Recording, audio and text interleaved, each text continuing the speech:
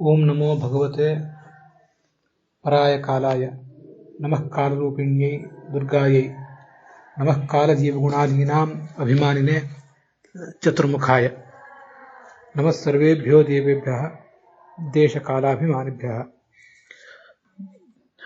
ಶ್ರೀ ಗುರುಭ್ಯೋ ನಮಃ.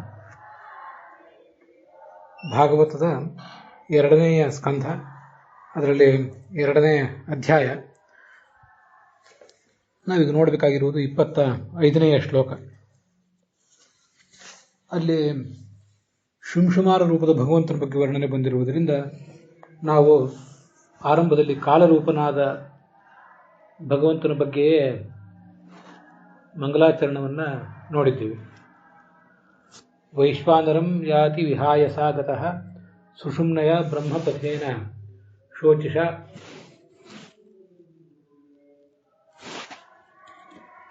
ವಿಧೂತಕಲ್ಕೋಥ ಹರೇರುದಸ್ತಾತ್ ಪ್ರಯಾತಿ ಚಕ್ರಂ ನೃಪಶಂಶುಮಾರಂ ಅಂತ ಇದು 25ನೇ ಶ್ಲೋಕ.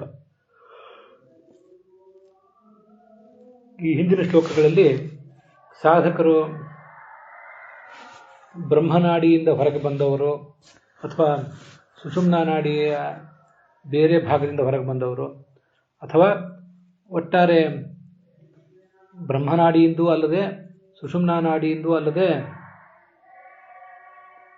ಬೇರೆ ನಾಡಿಯಿಂದ ಹೊರಗೆ ಬಂದಂಥ ಸಾಧಕರು, ಇವ್ರ ಬಗ್ಗೆ ಎಲ್ಲ ನಾವು ನೋಡಿದ್ದೇವೆ. ಅವ್ರ ಬಗ್ಗೆ ಮುಂದಿನ ಮಾರ್ಗ ಏನಿದೆ ಅನ್ನೋದನ್ನ ವರ್ಣಿಸ್ತಾರೆ. ಈ ಸಾಧಕರು ಹೊರಗೆ ಬಂದಂಥ ಸಾಧಕರು, ಆ ಜೀವನ್ಮುಕ್ತನಾದಂಥ ಸಾಧಕ, ಅವನು ಅರ್ಚರಾದಿ ಮಾರ್ಗದಿಂದ ವೈಶ್ವಾನರ ಲೋಕವನ್ನು ಸೇರ್ತಾನೆ. ಅಲ್ಲಿಂದ ಮುಂದೆ ಶುಂಶುಮಾರ ಚಕ್ರದಲ್ಲಿರುವಂಥ ಧ್ರುವ ಲೋಕಕ್ಕೆ ಬರ್ತಾನೆ. ಯಾರು ಆ ಶುಂಶುಮಾರ, ಮತ್ತೆ ಆ ವೈಶ್ವಾನರ ಅಂದರೆ ಯಾರು, ಅದೆಲ್ಲವನ್ನು ಕೂಡ ನಾವೀಗ ನೋಡಬೇಕು. ಎಲ್ಲರ ಉದರದಲ್ಲಿ, ನಮ್ಮೆಲ್ಲರ ಉದರದಲ್ಲಿ ನಾವು ತಿಂದ ಆಹಾರ ಜೀರ್ಣ ಆಗುವುದಕ್ಕಾಗಿ ಒಂದು ಅಗ್ನಿ ಏನಿದೆ, ಆ ವೈಶ್ವಾನರ ಅಗ್ನಿಯ ವೈಶ್ವಾನರ ಲೋಕದ ಅಧಿಪತಿಯೂ ಕೂಡ. ಊರ್ಧ್ವಲೋಕಕ್ಕೆ ಹೋಗುವವರೆಲ್ಲರೂ ಕೂಡ ಈ ಲೋಕಕ್ಕೆ ಹೋಗಿಯೇ ಹೋಗ್ತಾರೆ ಅನ್ನೋದನ್ನು ಇಲ್ಲಿ ತಿಳಿಸ್ತಾರೆ. ಸಹ ಅಗ್ನಿರ್ ವೈಶ್ವಾನರೋ ನಾಮ ದೇವಾನಾಂ ಪಿತೃಣಾಂ ಮುನೇಹೆ. ಇದರ ಬಗ್ಗೆ ಅನೇಕ ಸಂಗತಿಗಳನ್ನು ಉಪನಿಷತ್ ಭಾಷ್ಯ ಮೊದಲಾದ ಕಡೆ ಬಂದದ್ದನ್ನು ಕೂಡ ನಾವು ಮುಂದೆ ನೋಡಬೇಕಾಗಿದೆ. ಈ ಎಲ್ಲ ವಿಷಯಗಳಿಗೆ ಕುರಿತಾಗಿ ಆಚಾರ್ಯರ ಭಾಗವತ ತಾತ್ಪರ್ಯ ಮತ್ತು ವಿಜಯಧ್ವಜರ ಯಾದವಾರ್ಯರ ವ್ಯಾಖ್ಯಾನಗಳನ್ನು ಮಾತ್ರ ನಾನು ಅವಲಂಬಿಸಿರ್ತೇನೆ. ಅದನ್ನು ಹೊರತುಪಡಿಸಿದರೆ ಬೇರೆಯವರ ವ್ಯಾಖ್ಯಾನಗಳಲ್ಲಿ ಇಂಥ ಕೆಲವು ವಿಷಯಗಳಿಗೆ ಸಂಬಂಧಪಟ್ಟಂತೆ ಬೇರೆ ಪುರಾಣದ ಉಲ್ಲೇಖಗಳು ಇತ್ಯಾದಿಗಳು ಕಾಣುವುದಿಲ್ಲ. ಆದ್ದರಿಂದ ಅವು ಸ್ಪಷ್ಟವಾದ ಅರ್ಥ ನಮಗೆ ಕೊಡೋದಿಲ್ಲ. ಆದ್ದರಿಂದ ಅವುಗಳನ್ನು ಬಿಟ್ಟಿರ್ತೇನೆ ಅಷ್ಟೆ. ಈಗ 25 ಮತ್ತು 26 ಶ್ಲೋಕಗಳನ್ನು ನಾವೇನು ನೋಡಿದ್ದೀವಿ, ಇದಕ್ಕೆ ಆಚಾರ್ಯರು ಏನು ಭಾಗವತ ತಾತ್ಪರ್ಯ ಬರೀತಾರೆ, ಮತ್ತು ವಿಜಯಧ್ವಜರು ಯಾದವಾರ್ಯರು ಏನು ಅರ್ಥ ಬರೀತಾರೆ ಅಂತನ್ನುವುದನ್ನು ಕೂಡ ನೋಡೋಣ. ತಸ್ಯ ಯೋಗಿನೋ ಮಾರ್ಗಮಾಹ ಅಂತಾರೆ ವಿಜಯಧ್ವಜರು.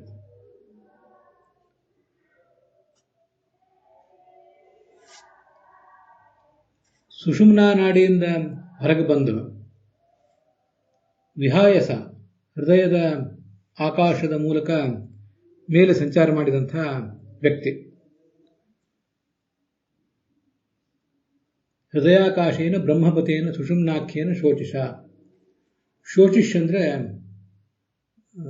ಬೆಳಕು ಅಂತ ಅದರ ತಾತ್ಪರ್ಯ. ಆ ಬೆಳಕಿನ ಮೂಲಕ ಅವನು ಸಂಚಾರ ಮಾಡಿರ್ತಾನೆ. ಅರ್ಚಿರಾದಿ ದೇವಾನ್ಗತ್ವ.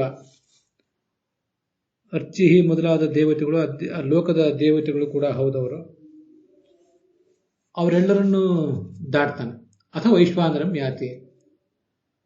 ವೈಶ್ವಾನರನ ಬಳಿಗೆ ಹೋದಾಗ ಅವನ ಪಾಪಗಳೆಲ್ಲ ಪರಿಹಾರ ಕಾಣ್ತವೆ. ಕಲ್ಕ ಅಂದರೆ ಹುಲ್ಲು ಅಂತ ಅರ್ಥ.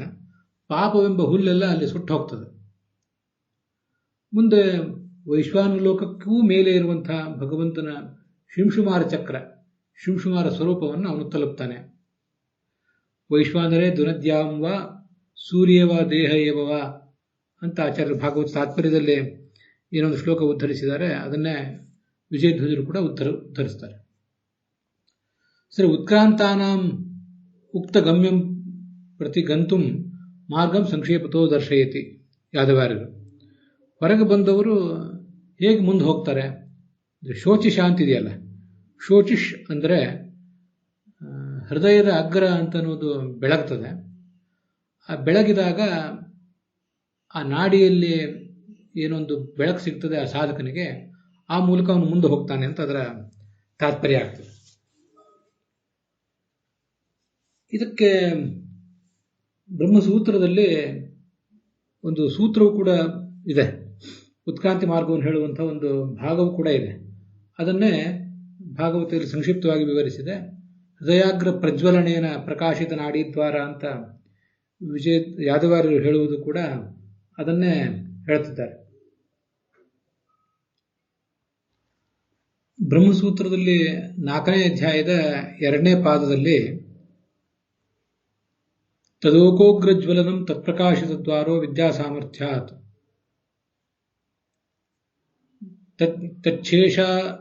ತಚ್ಛೇಷಗತ್ಯನುಸ್ಮೃತಿ ಯೋಗಾಚ್ಚ ಹಾರ್ದಾನುಗೃಹೀತ ಶತಾಧಿಕಯ ಅಂತ 17ನೇ ಸೂತ್ರ ಬಂದಿದೆ.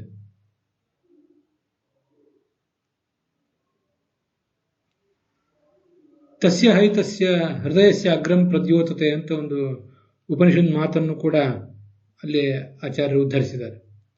ಹೃದಯದ ಅಗ್ರದಲ್ಲಿ ಒಂದು ಬೆಳಕು ಸಿಗ್ತದೆ. ಮತ್ತು ವಿದ್ಯಾ ಸಾಮರ್ಥ್ಯ,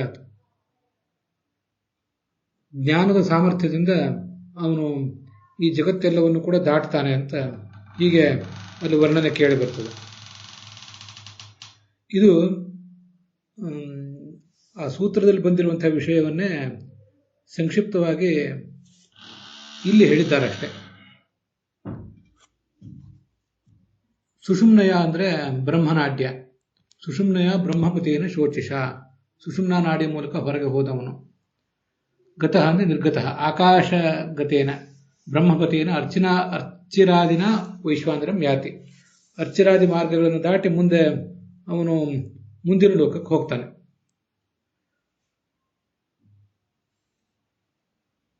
ವೈಶ್ವಾನರಿಗಿಂತ ಮೇಲೆ ಇರುವಂತಹ ಶಿಂಶುಮಾರ ರೂಪಿಯಾದ ಭಗವಂತನಿಗೆ ಸಂಬಂಧಪಟ್ಟ ಒಂದು ಸ್ವರೂಪ, ಅದು ಆ ಧ್ರುವಲೋಕದಲ್ಲಿರುವಂತಹ ಸ್ವರೂಪ, ಅದನ್ನು ಹೋಗಿ ಇವನು ಮುಟ್ತಾನೆ. ಶ್ಲೋಕದಲ್ಲಿ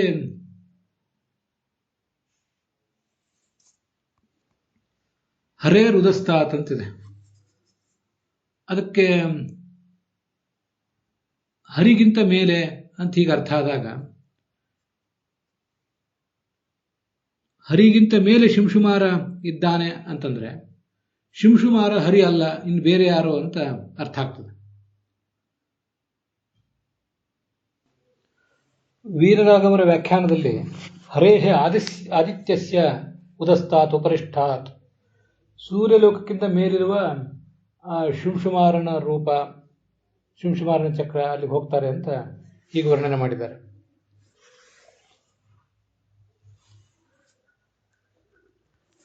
ಆದರೆ ವಸ್ತುತಃ ಆದಿತ್ಯ ಲೋಕಕ್ಕಿಂತ ಸೋಮಲೋಕ ಮೇಲಿದೆ, ಅದಕ್ಕಿಂತ ಮೇಲೆ ವೈಶ್ವಾನರ ಲೋಕ ಇದೆ, ಅಲ್ಲಿಂದ ಮುಂದೆ ಇಂದ್ರಲೋಕ, ಅದಾದ ಬಳಿಕ ಧ್ರುವಲೋಕ ಇರೋದು.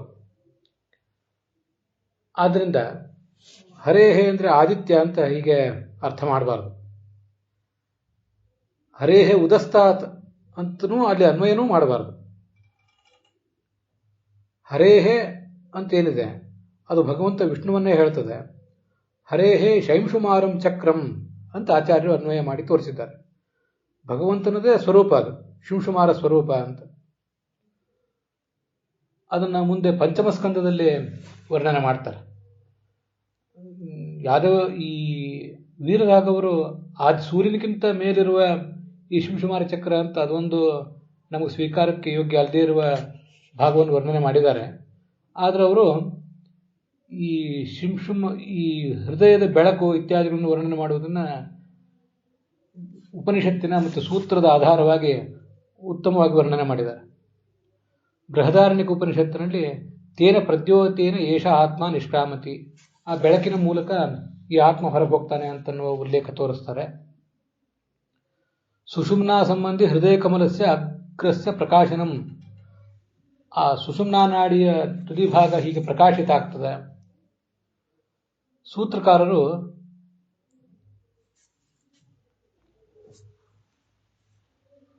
ಆ ಜೀವನ ಸ್ಥಾನ ತದೋಕಃ ಅಂದರೆ ಹೃದಯ ಜೀವನ ಸ್ಥಾನ ಹೃದಯ ಕಮಲ, ಅಲ್ಲಿರುವಂತಹ ಸುಷುಮ್ನಾ ನಾಡಿ ಎಂಬ ದ್ವಾರ, ಆ ದ್ವಾರದಲ್ಲಿ ಒಂದು ಪ್ರಕಾಶ ಹುಟ್ಟುತ್ತದೆ. ಭಗವಂತ ಹಾರ್ದಾನುಗ್ರಹೀತ, ಹೃದಯ ಕಮಲದಲ್ಲಿರುವ ಭಗವಂತನ ಅನುಗ್ರಹವನ್ನು ಪಡೆದು ಆ ಪರಮಾತ್ಮ ದಾರಿ ತೋರಿಸಿದಂತೆ ಆ ದಾರಿಯಲ್ಲಿ ಅವನು ಮುನ್ನಡಿತಾನೆ ಅಂತ ಇಷ್ಟು ಅಂಶಗಳನ್ನೆಲ್ಲ ವರ್ಣನೆ ಮಾಡಿದ್ದಾರೆ. ಆದ್ದರಿಂದ ಹರೇಹೆ ಅಂತ ಅನ್ನೋದಕ್ಕೆ ವಿಷ್ಣುವಿನ ಅಂತನೇ ಅರ್ಥ. ಅವನಿಗೆ ಸಂಬಂಧಪಟ್ಟ ಶಿಂಶುಮಾರ ಚಕ್ರ. ಉದಸ್ತಾತ್ ಅಂತ ಇದೆಯಲ್ಲ, ಅದನ್ನು ಎಲ್ಲಿಗೆ ಅನ್ವಯಿಸಬೇಕು? ಉದಸ್ತಾತ್ ಅಂದ್ರೆ ಮೇಲೆ ಅಂತ ಅರ್ಥ ಆಗ್ತದೆ. ಎಲ್ಲಿಂದ ಮೇಲೆ ಅಂತ ಪ್ರಶ್ನೆ ಬಂದರೆ, ಉದಸ್ತಾತ್ ವೈಶ್ವಾನರೋದಸ್ತಾತ್, ವೈಶ್ವಾನರ ಲೋಕಕ್ಕಿಂತ ಮೇಲೆ ಅಂತ ಅರ್ಥ ಇಟ್ಕೋಬೇಕು. ಅದಕ್ಕೆ ಆಚಾರ್ಯರು ಬ್ರಹ್ಮಾಂಡ ಪುರಾಣದ ಶ್ಲೋಕವೊಂದನ್ನು ಕೂಡ ಅಲ್ಲಿ ಉದ್ಧರಿಸ್ತಾರೆ. ವೈಶ್ವಾನರೇ ಧುನದ್ಯಾಂಬ ಸೂರ್ಯೇ ವಾ ದೇಹಯೇವ ವಿಧೂಯ ಸರ್ವಪಾಪಾನಿ ಯಾಂತಿ ಕಿಂಸ್ತುಘ್ನ ಕೇಶವಂ ಅಂತ. ವೈಶ್ವಾನರ ಲೋಕದಲ್ಲಿ ಅಥವಾ ದ್ಯುನದಿ ಅಂದರೆ ಭಾಗೀರಥಿ ನದಿಯಲ್ಲಿ ಅಥವಾ ಸೂರ್ಯನಲ್ಲಿ ಅಥವಾ ತಮ್ಮ ದೇಹದಲ್ಲೇ ಒಬ್ಬೊಬ್ಬ ಜ್ಞಾನಿ ತನ್ನ ಪಾಪಗಳನ್ನು ಅಲ್ಲಿ ಕಳೆದುಕೊಂಡು ಮುಂದೆ ಶುಂಶುಮಾರ ರೂಪನಾದ ಭಗವಂತನನ್ನು ಹೋಗಿ ತಲುಪ್ತಾನೆ ಅಂತ ಅದರ ತಾತ್ಪರ್ಯ. ಅಧಿಕಾರಿ ಭೇದಾದಿಯ ಮುಕ್ತಿ, ಇದು ಒಬ್ಬೊಬ್ಬರು ಒಂದೊಂದು ಕಡೆ ಪಾಪವನ್ನು ಕಳ್ಕೋತಾರೆ ಅಂತೇನಿದೆಯಲ್ಲ, ಅದು ಒಬ್ಬೊಬ್ಬ ಅಧಿಕಾರಿಗೆ ಒಂದೊಂದು ಮಾರ್ಗ ಅಂತ ಯಾದವಾರರು ಕೂಡ ಬರೀತಾರೆ.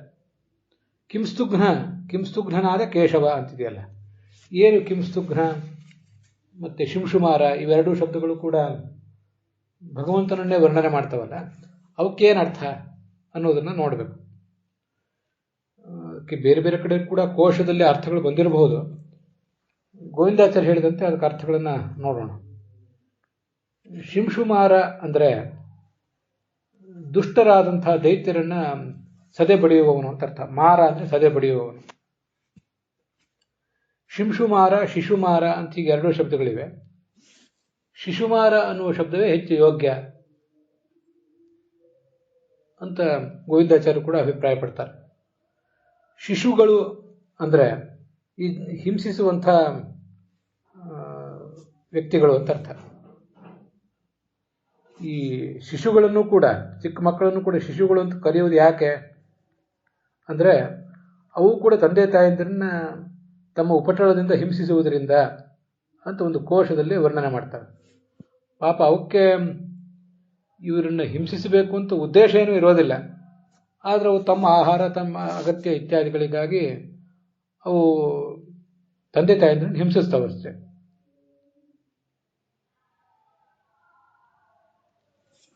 ಹೀಗೆ ಶಿಶು ಅಂದರೆ ಹಿಂಸೆ ಕೊಡುವಂಥವ್ರು. ಒಂದರ್ಥದಲ್ಲಿ ಚಿಕ್ಕ ಮಕ್ಕಳು, ಬೇರೆ ಪ್ರಸಂಗದಲ್ಲಿ ಇಲ್ಲಿ ನಾವು ನೋಡ್ತಿರುವಂತೆ ದುಷ್ಟರಾದಂಥ ದೈತ್ಯರು. ಆ ದೈತ್ಯರೆಲ್ಲರನ್ನು ಕೂಡ ಸದೆ ಬಡಿಯುವವನು. ಮಾರ ಅಂದರೆ ಸದೆ ಬಡಿಯುವವನು ಅಂತ ಅದರ ಅರ್ಥ.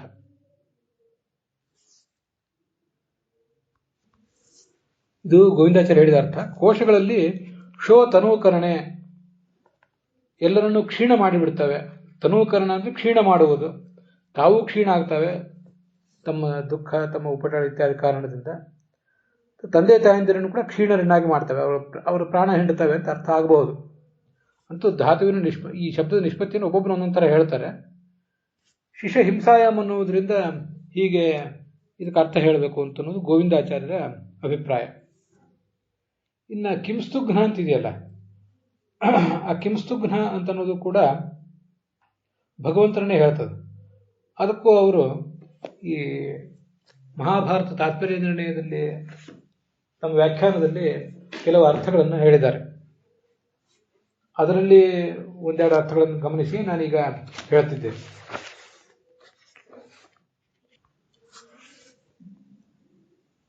ಶಿವಂ ಗಚ್ಚತಿ ಇತಿ ಶಿಂಶು ಶೂಗತೌ. ಶಿವನಲ್ಲಿ ಅಂತರ್ಯಾಮಿಯಾಗಿದ್ದು ಈ ಜಗತ್ತನ್ನೆಲ್ಲವನ್ನು ಕೂಡ ಅವನು ನಾಶಪಡಿಸ್ತಾನೆ, ಪ್ರಳಯಕ್ಕೆ ತಗೊಂಡು ಹೋಗ್ತಾನೆ. ಆದ್ದರಿಂದ ಆತನನ್ನು ಶಿಂಶುಮಾರ ಅಂತ ಮತ್ತೊಂದು ಅರ್ಥವನ್ನು ಅವರು ಹೇಳಿದ್ದಾರೆ.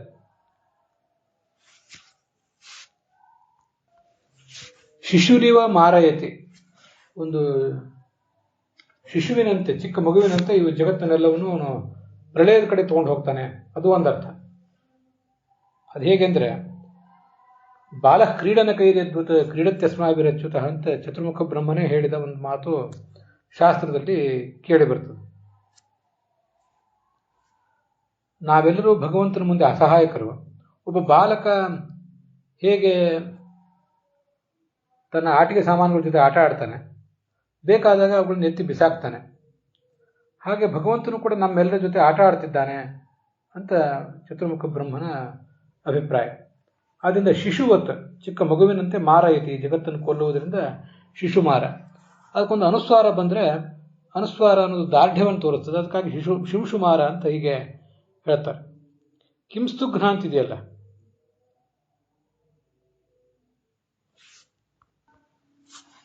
ಕಿಮ್ ಅಂದ್ರೆ ಕುತ್ಸಿತವಾದದ್ದು ಅಂತ ಅರ್ಥ. ಆ ಕುತ್ಸಿತವಾದ ದೋಷವನ್ನೇ ಎತ್ತಿ ತೋರಿಸುವವರು, ಕ್ಷುಲ್ಲಕವಾದ ದೋಷಗಳನ್ನೇ ಎತ್ತಿ ತೋರಿಸುವವರು ಕಿಂಸ್ತುಗಳು. ಅವರನ್ನ ನಾಶಪಡಿಸುವವನು ಕಿಂಸ್ತುಘ್ನ ಅಂತ. ದೋಷೈಕ ದರ್ಶಿಗಳಾದಂಥವ್ರನ್ನ ಸದೆ ಬಡಿಯುವವನು, ದುಷ್ಟ ದೈತ್ಯರನ್ನು ಸದೆ ಬಡಿಯುವವನು ಅಂತ ಅದಕ್ಕೆ ಅರ್ಥ. ಈ ಶಿಂಶುಮಾರ ಅಥವಾ ಕಿಂಸ್ತುಘ್ನ ಇವನು ಅಷ್ಟವಸುಗಳಲ್ಲಿ ಒಬ್ಬನಾದಂಥ ದೋಷ ಅನ್ನುವ ದೇವತೆ, ಅವನ ಪತ್ನಿ ಶರ್ವರಿ ಅಂತ, ಅವರಿಬ್ಬರ ಮಗ. ದೋಷ ಅನ್ನುವ ದೇವತೆ ಪ್ರದೋಷ ಕಾಲದ ಅಭಿಮಾನಿ, ಅವನ ಪತ್ನಿ ಶರ್ವರಿ ಅನ್ನುವಳು ರಾತ್ರಿಗೆ ಅಭಿಮಾನಿ.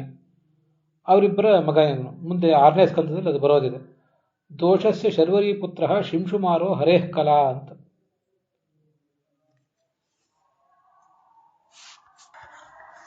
ವೈಶ್ವಾನರ ಅಂದ್ರೆ ಯಾರು ಅದನ್ನು ಮುಂದಿನ ಶ್ಲೋಕದಲ್ಲಿ ಹೇಳ್ತಾರೆ. ಯಾರು ಭೂತರ ಅಂತಃಕೋಷ್ಟಗ ಅಗ್ನವು, ಹೊಟ್ಟೆಯೊಳಗಿರುವ ಅಗ್ನಿಯಲ್ಲಿದ್ದು ಅದನ್ನು 4 ವಿಧವಾದ ಅನ್ನವನ್ನು ಜೀರ್ಣ ಮಾಡ್ತಾನಲ್ಲ. ಅಹಂ ವೈಶ್ವಾನರೋ ಭೂತ್ವ ಪ್ರಾಣಿನಾಂ ದೇಹಮಾಶ್ರಿತಃ ಪ್ರಾಣಾಪಾನ ಸಮಾಯುಕ್ತ ಪಚಾಮ್ಯನ್ನಂ ಚತುರ್ವಿಧಂ ಅಂತ ಭಗವದ್ಗೀತಾದಲ್ಲಿ ಏನು ಹೇಳ್ತಾನೆ, ಅದೇ ಶಿಂಶುಮಾರ, ಅದೇ ವೈಶ್ವಾನರನೇ ಈ ಎಲ್ಲ ಜೀವಿಗಳ ಹೊಟ್ಟೆಯಲ್ಲಿರುವ ಅಗ್ನಿಯಲ್ಲಿರುವ ಭಗವಂತನ ರೂಪ ಇದು. ಅದಕ್ಕೆ ಅವನನ್ನೇ ವೈಶ್ವಾನರ ಅಂತ ಹೀಗೆ ಹೇಳೋದು. ಯಶ್ಚ ಬ್ರಹ್ಮಾಂಡ ಮಧ್ಯಗ ಸ್ವಪುರ ಮಧ್ಯಗ ತಪತಿ ಪ್ರಕಾಶತೆ. ಒಳಗಿರುವ ಭಗವಂತನನ್ನು ಈಗಿಲ್ಲಿ ಹೇಳ್ತಾ ಇಲ್ಲ. ವಸ್ತುತಃ ಭಗವಂತ ಅದು ರೂಪ, ವೈಶ್ವಾನರ ಅನ್ನೋ ಶಬ್ದ ಭಗವಂತನನ್ನೇ ಹೇಳ್ತದೆ. ಇಲ್ಲಿ ಹೇಳ್ತಿರುವುದು ಆ ಅಗ್ನಿಯ ರೂಪವನ್ನು. ಬ್ರಹ್ಮಾಂಡದೊಳಗಿದ್ದಾನೆ ಅವನು, ಮತ್ತೆ ತನ್ನ ಪುರ ವೈಶ್ವಾನರ ಲೋಕ ಅಲ್ಲೂ ಇದ್ದಾನೆ. ಸಹ ಪ್ರಧಾನವನ್ನಿ ವೈಶ್ವಾನರಾಖ್ಯ. ಅಗ್ನಿಗೆ 3 ಜನ ಮಕ್ಕಳಿದ್ದಾರೆ, ಅವರಿಗೆ ಪ್ರತಿಯೊಬ್ಬರಿಗೂ ಕೂಡ 15 ಜನ ಮಕ್ಕಳಿದ್ದಾರೆ.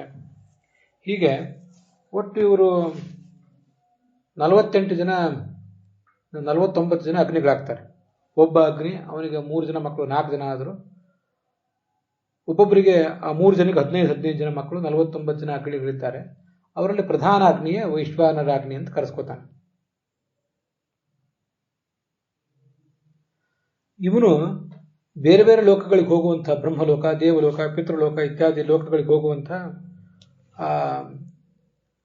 ಸಾಧಕರಿಗೆ ಮಾರ್ಗ ಅಂತ ಕರೆಸ್ಕೊಂಡಿದ್ದಾನೆ. ಎಲ್ಲರಿಗೂ ಮಾರ್ಗ ಕೊಡುವವನು ಅವನೇ ಆಗಿದ್ದಾನೆ.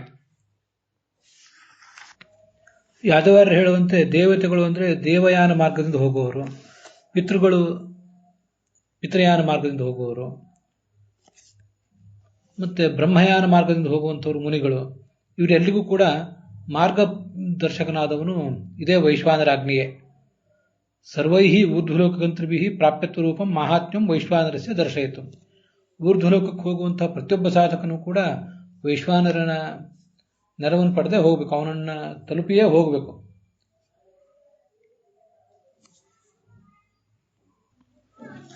ಪಿತೃಯಾನ ದೇವಯಾನ ಬ್ರಹ್ಮಯಾನಂ ಇತಿ ತ್ರಿಧಾ ಗಚ್ಚನ್ ವೈಶ್ವಾನರಂ ಯಾತಿ ತಸ್ಮಾನ್ ಮಾರ್ಗಸ್ಸ ಈರಿತಃ. ಹೀಗೆಲ್ಲರೂ ಕೂಡ ವೈಶ್ವಾನರ ಲೋಕಕ್ಕೆ ಹೋಗುವುದರಿಂದ ವೈಶ್ವಾನರನ್ನ ಮಾರ್ಗ ಅಂತ ಹೇಳ್ತಾರೆ ಅಂತ ಆಚಾರ್ಯರು ಭಾಗವತ ತಾತ್ಪರ್ಯದಲ್ಲಿ ಒಂದು ಶ್ಲೋಕ ಉದ್ಧರಿಸಿದ್ದಾರೆ. ವೈಶ್ವಾನರ ಅಂತ ಅವನು ಹೇಳಲಿಕ್ಕೆ ಏನು ಕಾರಣ ಅಂದರೆ, ವಿಶ್ವ ಎಲ್ಲ ನರ ವ್ಯಕ್ತಿಗಳು, ನರ ಅಂದರೆ ಮನುಷ್ಯರು ಮಾತ್ರ ಅಲ್ಲ, ಪ್ರತಿಯೊಬ್ಬರಿಗೂ ಕೂಡ ಆಹಾರವನ್ನು ತಿಂದು ಜೀರ್ಣ ಮಾಡಿಕೊಳ್ಳುವರೆಲ್ಲರಿಗೂ ಇವನು ಸಂಬಂಧಪಟ್ಟವನು. ಎಲ್ಲರ ಆಹಾರವನ್ನು ಜೀರ್ಣ ಮಾಡುವುದರಿಂದ ಅವನು ವೈಶ್ವಾನರ ಅಂತ ಹೀಗೆ ವರ್ಣನೆ ಮಾಡ್ತಾರೆ. ಇನ್ನು ಮುಂದಿನ ಶ್ಲೋಕಗಳೇನಿವೆ ಅವುಗಳನ್ನು ಇವತ್ತು ಸಂಕ್ಷಿಪ್ತವಾಗಿ ಹೇಳಿರ್ತೇನೆ, ಅದರ ವಿವರಗಳನ್ನು ನಾಳೆ ದಿವಸ ನೋಡೋಣ. ದೇವಯಾನಂ ಪಿಂಗಲಾಭಿ ಅಹಾನ್ಯೇತಿ ಶತಾಯುಷ. ಬಲಭಾಗದ ಪಿಂಗಲಾ ನಾಡಿ, ಎಡಭಾಗದ ಇಡಾ ನಾಡಿ, ಹೀಗೆ ನಾಡಿಗಳಿವೆ. ಅದರಲ್ಲಿ ಬಲಭಾಗದ ಪಿಂಗಲಾ ನಾಡಿಯಿಂದ ಉತ್ಕ್ರಮಣ ಮಾಡಿದ ದೇವಯಾನ ಮಾರ್ಗಿ ಮಹಲೋಕ, ಜನಲೋಕ, ತಪೋಲೋಕಗಳನ್ನು ಪಡಿತಾನೆ. ನಡುವಿನ ಬ್ರಹ್ಮನಾಡಿಯಿಂದ ಉತ್ಕ್ರಮಣ ಮಾಡಿದವನು ಅಂಥ ದೇವಯಾನ ಮಾರ್ಗಿ ಅವನು ಪ್ರತೀಕಾಲಂಬರರಾಗಿದ್ದರೆ ಸತ್ಯಲೋಕವನ್ನು ಪಡಿತಾನೆ. ನಾವು ಹಿಂದೆ ನೋಡಿದ್ದೇವೆ, ಪ್ರತೀಕಾಲಂಬರರು ಮತ್ತು ಅಪ್ರತೀಕಾಲಂಬನರು ಅಂತ ಇಬ್ಬರಿದ್ದಾರೆ ಅಂತ. ಬ್ರಹ್ಮನಾಡಿಯ ಮೂಲಕ ಹೋಗುವವರು ಅಪ್ರತೀಕಾಲಂಬನರು,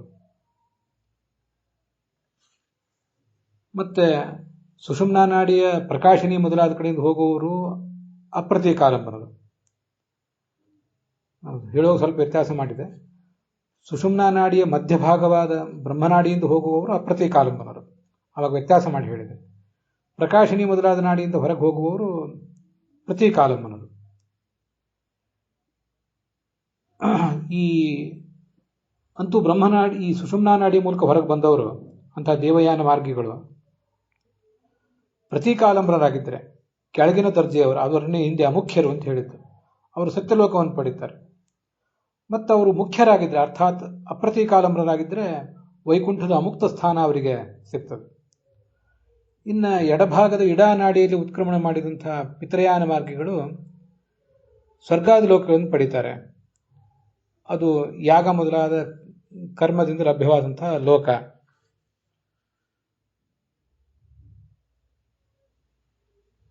ತದ್ವಿಶ್ವನಾಭಿಂ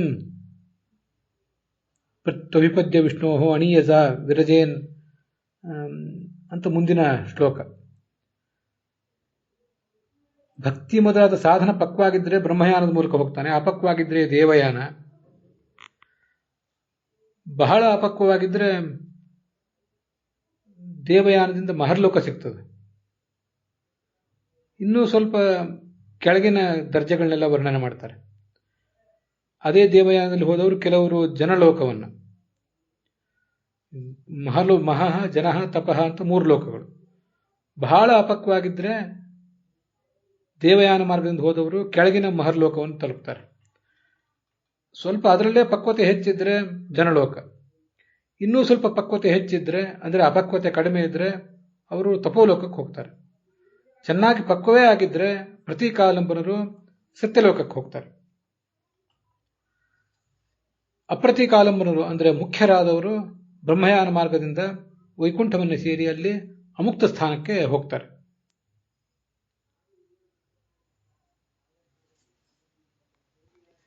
ಇಲ್ಲಿ ಎಲ್ಲ ಕಡೆ ಹೋದಾಗಲೂ ಅವರಿಗೆ ಲಿಂಗ ಶರೀರ ಅಂತ ಅನ್ನೋದು ಇದ್ದೇ ಇರ್ತದೆ. ಶಿಂಶುಮಾರ ಲೋಕ ಅದು ಈ ಜಗತ್ತಿನ ಕೇಂದ್ರ, ವಿಶ್ವನಾಭಿ ಅಂತಂದು ವರ್ಣನೆ ಮಾಡ್ತಾರೆ. ಮುಂದೆ ಅದನ್ನು ನಾವು ನೋಡೋರಿದ್ದೇವೆ. ಮಹಾರಾಜ ಲೋಕಗಳಿಗೆ ಹೋಗ್ತಾರೆ.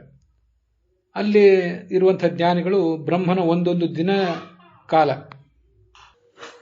ಮಹರ್ಲೋಕ ಮೊದಲಾದ ಜನಲೋಕ, ತಪೋಲೋಕ ಮೊದಲಾದದ್ದು ಒಂದಕ್ಕಿಂತ ಒಂದು ಶ್ರೇಷ್ಠ. ಆದ್ದರಿಂದ ಮಹರ್ಲೋಕದಲ್ಲಿರುವಂಥ ಜ್ಞಾನಿಗಳು ಬ್ರಹ್ಮನ ಒಂದು ದಿನ ಪರ್ಯಂತ, ಜನಲೋಕದಲ್ಲಿರುವವರು ಬ್ರಹ್ಮ ಪ್ರಳಯ ಪರ್ಯಂತ ಅಲ್ಲಿ ತಮ್ಮ ಹಿಂದಿನ ಪ್ರಾರಬ್ಧ ಕರ್ಮದಕ್ಕೆ ಪ್ರತಿಫಲವಾಗಿ ಸಿಕ್ಕ ಸುಖವನ್ನು ಅನುಭವಿಸ್ತಾರೆ.